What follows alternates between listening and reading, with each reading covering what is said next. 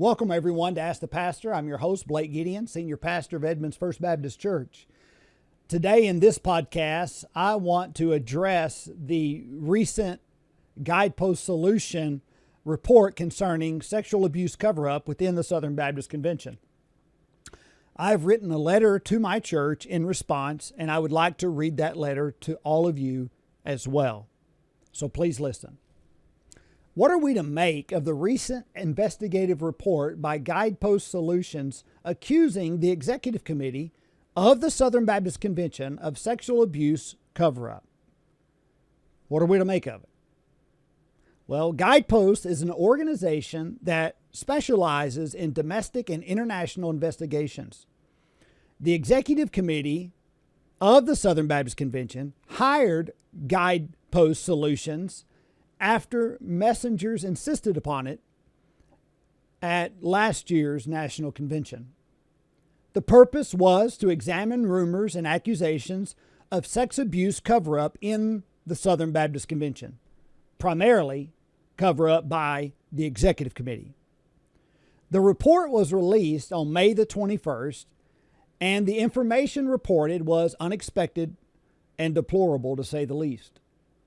Guidepost reported significant evidence to support claims of mishandling reports of abuse and disregard of victims' claims by the Executive Committee of the Southern Baptist Convention. There was apparently no evidence that anyone took action on behalf of those who have allegedly been abused.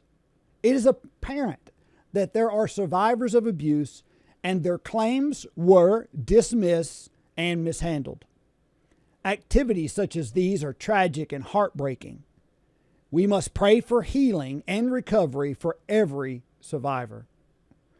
Those should be held accountable who abuse their position and authority to manipulate, groom, and assault their victims.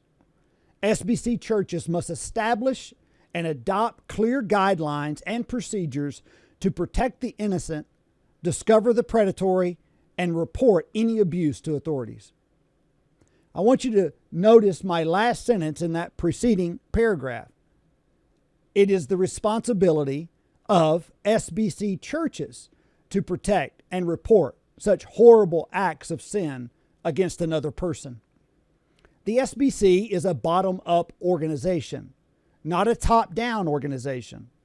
The local church is autonomous and has the governing authority in the convention, not the Executive Committee.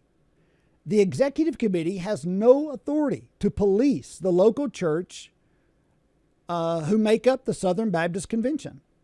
When and if sexual abuse is reported to the Executive Committee, should it be reported to authorities? Yes, I think we would all say. But the Executive Committee is in a position of service to the local churches of the SBC, not in a position of authority. A local church can call whomever they want to be their pastor or serve as their minister, and the Executive Committee has no say in that decision. Why? Because authority and responsibility belongs to the local church. Therefore, the weight of the responsibility belongs to every local church. Our churches must do better. In all honesty, it appears that some local churches failed to handle reports of abuse properly.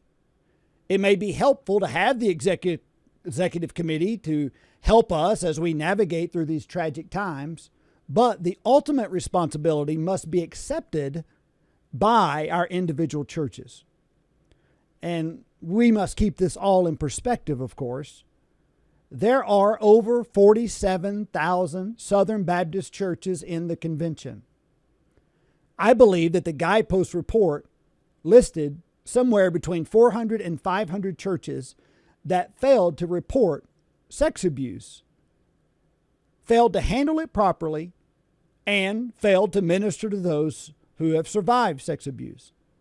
As a result, many survivors of abuse were ignored, disbelieved, threatened, and forgotten. This is unacceptable and tragic. Apparently, the executive committee knew of these reports of abuse and did not handle them correctly.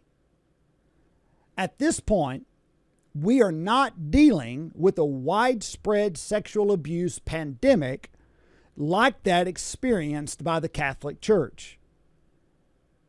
We are looking at 500 churches out of 47,000. Is one too many? Absolutely, one is too many. But most Southern Baptist pastors and churches are seeking to be faithful. So please do not take this as me making light of the situation. As I said before, one is too many. I believe predators should be prosecuted to the fullest extent of the law.